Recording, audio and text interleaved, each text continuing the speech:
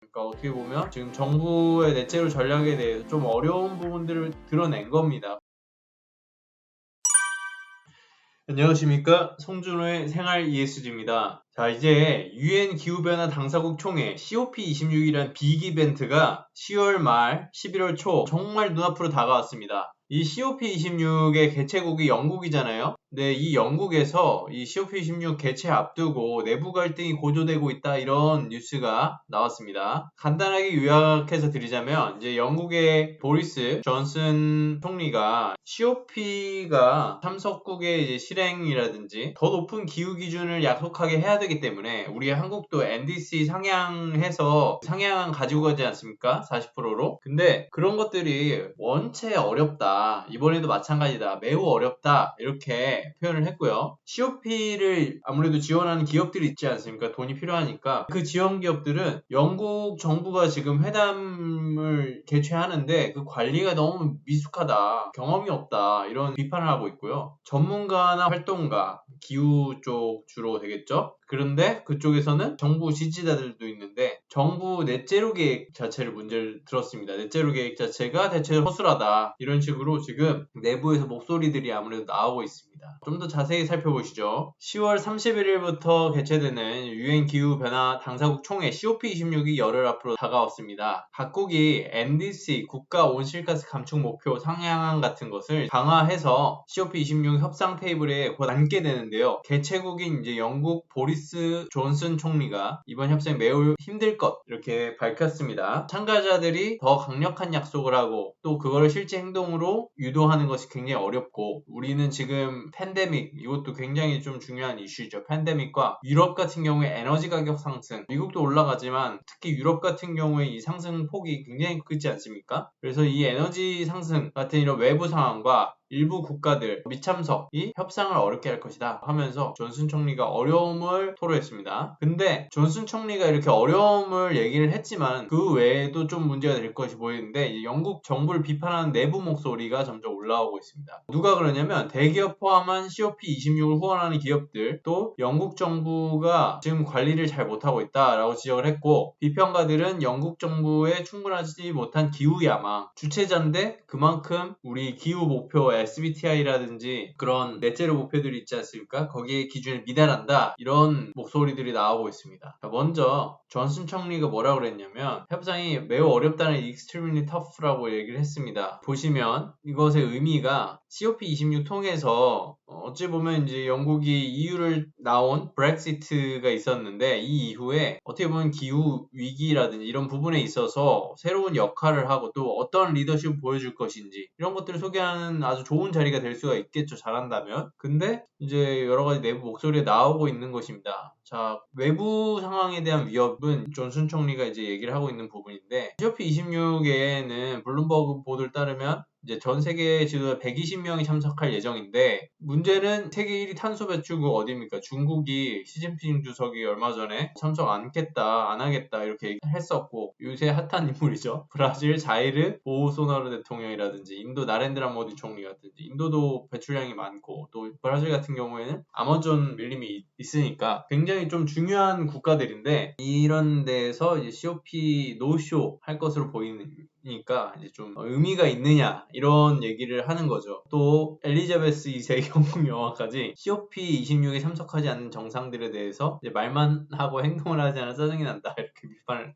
했죠. 영국은 올해 이제 정상회담 목표를 이제 석탄 자동차 현금 나무로 정의를 했는데, 존슨 총리가 우리는 선진국이 2030년에서 2040년까지 석탄에서 멀어져야 되고, 뭐 내연기관 자동차 사용 멈추고, 지금 뭐 유럽에서 다 내연기관 멈춰라 이런 것들이 다 나오고 있는 상황에서 그런 흐름에서 얘기를 한 거죠. 역사적으로 탄소 배출국이 아니었던 국가들이 탄소를 줄이기 위해서는 부유한 국가들이 연간 1,000억 달러를 동원하는 등의 노력을 해야 된다. 약간 어찌 보면 그린 프리미엄에 대한 얘기도 한 것이고요. 탄소 문제를 해결하기 위해 수백만 그루 나무 심어야 된다, 이런 상쇄에 대한 얘기도 좀 종합적으로 했습니다. 이해도가 있어 보인다. 이 성명에는 그렇게 됐는데, 문제는 외부적인 그런 문제도 있지만 내부 문제가 또 있는 것이죠. 이제 후원 기업들이 회당 관리 실패했다고 하는데 왜 실패했냐, 이걸 좀 살펴봐야 될 것 같습니다. 일단은 제일 큰 이유 중에 하나가 공무원들이 당연히 회담을 진행을 할 텐데 심각하게 경험이 부족하다. 그러니까 이제 총회, 이런 사람들이 하니까 총회 관리를 실패했다, 이렇게 공식적으로 불만을 제기했는데, 어떻게 보면 이제 총회 주최 경험이 부족하니까 공무원들이 의사결정도 늦고 수준 낮은 커뮤니케이션, 그러니까 기업들이라든지 기관 간의 이제 커뮤니케이션, 뭐 메일이라든지 이런 여러 가지 부분이겠죠. 그러니까 이제 주최 측이랑 기업 간의 관계를 오히려 망치는 일들이 벌어지고 있다. 좀 불만이 상당합니다. 그래서 이제 COP26, 그래서 2억 5천만 파운드, 4,047억 3,250만 원 정도의 후원금 모였는데, 이제 치안 비용에 이게 사용되는데, 안전 이런 부분이에요. 근데 후원 기업은 에너지 대기업 히타치, 내셔널 그리드, 스코티시 파워, 뭐 마이크로소프트, 유니레버와 같은 뭐 영국 글로벌 거대 기업들이라든지 글로벌 기업들이라든지 큰 기업들인데, 이제 한 후원 기업은 이렇게 얘기를 합니다. 가장 큰 좌절이 행사 진행 방식과 주요 후원자 역할에 대한 정보 부족이다. 그러니까 내가 돈은 냈는데 도대체 뭘 해야 되는 거냐 나는. 그리고 행사를 어떻게 진행하는 거냐. 그리고 팬데믹 때문에 1년 미뤄졌는데 COP26이 그 시간이 정말 의미 있게 사용된 것 같지는 않다. 굉장히 날카롭게 비판하고 있습니다. 돈이 들어가니까 더 그런 것 같습니다. 또 담당 공무원들이 지나치게 어리고 경험이 없다라면서 이제 민간 부문 소통과 COP 행사 참석 경험이 거의 없는 것 같다. 이런 진행상에 좀 민원이 있는 것 같습니다. 또 이제 비용 사용에 대해서 당연히 좀 얘기인데, 영국 유력지 가디언에서 보던 것인데요. 후원 기업 중에 일부 기업이 워크숍, 패널 토론, 기조연설을 하는 행사 공간 있지 않습니까? 그 COP26 파빌리온이라고 하는데 그 임대 비용이 너무 비싸다. 지난해 이제 마드리드에서 COP25가 열렸었는데 그때 임대 비용보다 30% 이상이 높다. 너무 비싸다. 이렇게 얘기를 하고 있습니다. 그러니까 어떤 진행상의 문제도 그렇고, 또 이런 장소 섭외라든지 후원금 사용에 있어서 이거 제대로 처리되고 있는 게 아니다. 돈을 냈는데, 그런 불만이 지금 제기되고 있습니다. 이게 한 축이고요. 다음으로는 이것도 굉장히 좀 중요한 지적이죠. 전문가 활동가가 기후 기준 못 미치는 정부, 넷제로 전략 허술하다. 굉장히 치명적입니다. 이런 지적은. 기후변화에 대해서 영국에서는 보리스 존슨 총리가 지금 흐름입니다. 정부 입장인데, 기후변화에 대해서 영국은 보수가 좋은 일자리, 수십억 파운드의 투자, 녹색 산업 발전을 바탕으로 녹색 산업혁명에 힘이 실릴 것. 그러니까 이게 다 정책들이 있는 겁니다. 지금 44만 개 일자리 창출하겠다. 이 에너지 전환 통해서. 또 900억 파운드 녹색 계획 기금 만들고 투자하겠다. 저탄소 히트펌프, 그 냉방, 난방하는 그런 건데 요거 보급하면서 설치하는 데에다가 보조금 주겠다. 이런 얘기들을 하고 있거든요. 이 넷제로 전략입니다.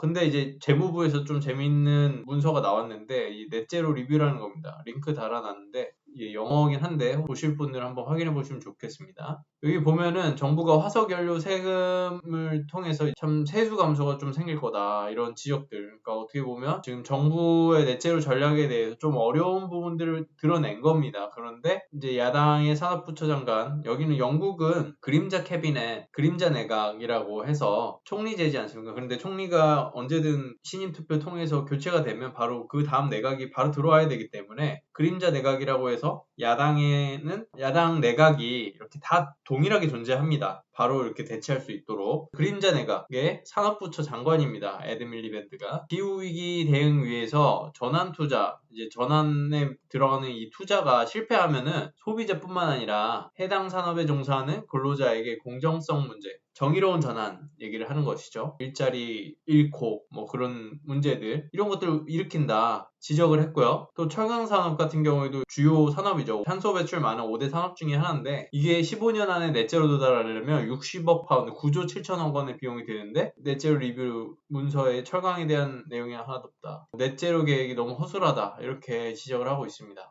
야당에서 한 지적이니까 좀 강력하죠. 정부 내부에서. 그리고 또 영국의 싱크탱크 브라이트 블루 여기가 보수 쪽인데 그런데 이제 정부가 2028년까지 연간 매년 60만 대의 히트펌프를 이제 보급할 계획을 세웠는데 이게 뭐 3만 대인가 그 정도밖에 못 한다고 그러더라고요. 그래서 현재 책정된 자금으로는 충분치가 않다고 지금 지적을 하고요. 맨체스터 대학의 에너지 및 기후변화 교수 케빈 앤더슨은 영국의 넷제로 전략은 파리와 G7의 기후 우리 파리 협약 있지 않습니까? 파리 협약에 이제 2도씨 미만 1.5도 이하의 기온 상승에 대한 그런 기준이 다 있는데 SBT 마찬가지고요. 그런 거에 못 미친다. 굉장히 COP를 개시하는 국가로서 이런 것들 상향안을 더 주장하고 권고해야 되는 그런 입장인데 오히려 본인의 넷제로가 안 된다. 이렇게 되면은 자격이 없다. 이런 얘기가 나올 수 있겠죠. 그린피스 영국의 정치국 책임자는 레베카 뉴섬은 영국 정부의 넷제로 계획이 재생에너지, 공공교통 투자 같은 근본적인 해결책은 없이 뒤섞은 계획일 뿐이다. 그러니까 중심적인 해결책 없이 예를 들어 뭐 상쇄를 위해서 나무를 심는다던가 좀 주변부적인 중심 전략 밑에 있는 세부 전략들만 있고 중심 전략이 없는 그런 아까 위에 철강 산업에 대한 내용이 없다 이런 지적처럼요. 그렇다 이렇게 얘기를 하고 있습니다.